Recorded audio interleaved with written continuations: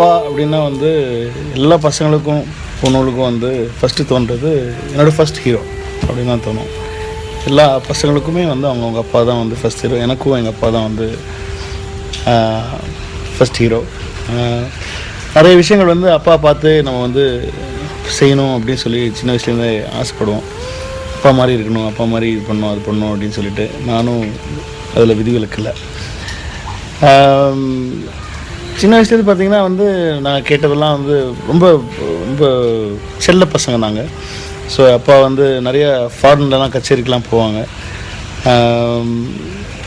அதனால் வந்து நாங்கள் எங்களுக்கு என்னென்ன வேணுமோ அதெல்லாம் வந்து பெரிய லிஸ்ட்லாம் எழுதி கொடுத்துருவோம். அதெல்லாம் கண்டிப்பாக அந்த பிஸி ஸ்கெடியூலில் கூட அவங்க வந்து அதை வாங்கிட்டு வந்துடுவாங்க.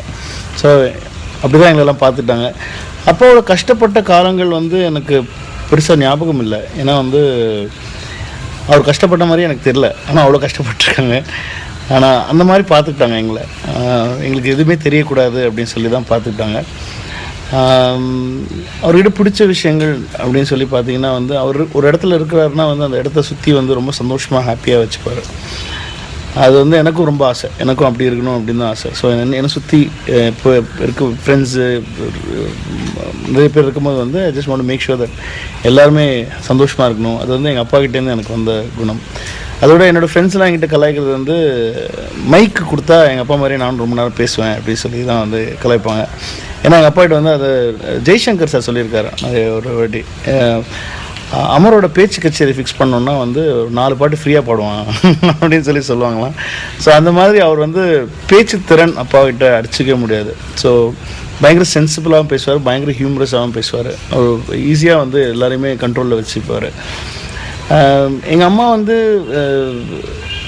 எங்கள் அம்மா தான் எங்களை வந்து எப்போவுமே வந்து ஸ்ட்ரிக்டாக திட்டி அதட்டி அடித்து வளர்ப்பாங்க. அப்பா வந்து பெருசாக ஒன்றுமே பண்ண மாட்டார். ஆனால் அப்பா என்றைக்காவது ஒரு நாள் என்னை திட்டாருன்னா, எங்களை யாராவது திட்டாருன்னா எங்களுக்கு வந்து ரொம்ப ஃபீல் ஜாஸ்தியாக. ஆனால் திட்டாவே திட்டாத அப்பா வந்து திடீர்னு ஏதாவது கோவமாக ஏதாவது சொல்லிட்டாருன்னா வந்து பயங்கர அப்செட்டாக ஆகிடுவோம். ஆனால் எங்கள் அம்மா வந்து எங்கள் அப்பா திட்டுறதுக்கு விட மாட்டாங்க. ஏன்னா எங்கள் அம்மா வந்து என்ன பண்ணுவாங்கன்னா வந்து எங்கள் அப்பா வந்து திட்டவே கூடாது, அவங்க மட்டும்தான் அவங்க பசங்களை திட்டணும் அப்படின்னு சொல்லி எங்களுக்காக நிறைய சண்டைலாம் போடுவாங்க. ஏன்டி நான் வந்து திட்டக்கூடாது, நான் தான் அப்பா, நான் அதெல்லாம் முடியாது, நான் தான் திட்டுவேன் அப்படின்னு சொல்லி எங்கள் அம்மா சொல்லுவாங்க. ஸோ அதெல்லாம் தான் எனக்கு நல்லா ஞாபகம் இருக்குது. ஸோ ஒரு வாட்டி வந்து லண்டன்லேயே ஏதோ ஒரு இடத்துல வந்து எங்கள் அப்பா வந்து என்ன ஏதோ திட்டினாரு சொல்லிட்டு ஒரே பயங்கர சண்டை அப்பா அம்மாக்குள்ளே. ஆனால் வந்து அவ்வளோ ஆசை, அவ்வளோ பாசம், அவ்வளோ நல்லபடியாக எங்களெல்லாம் பார்த்துட்டாங்க. இப்போது வந்து எனக்கு ரொம்ப சந்தோஷமாக பெருமையாக இருக்கிற விஷயம் வந்து நான் என்ன படம் பண்ணாலும் அதில் வந்து எங்கள் அப்பா எனக்காக பாட்டு எழுதுறது. எங்கள் அப்பாவோட பாட்டு எழுதுறது வந்து பாட்டு வரிகள் வந்து எனக்கு ரொம்ப பிடிச்ச ஒரு விஷயம் அப்பா கிட்ட. அது எவ்வளோ சீக்கிரம் எவ்வளோ ஈஸியாக அவங்க எழுதுகிறாங்க அப்படின்றது வந்து எனக்கு இன்னும் ஆச்சரியமான ஒரு விஷயமா இருக்கும்.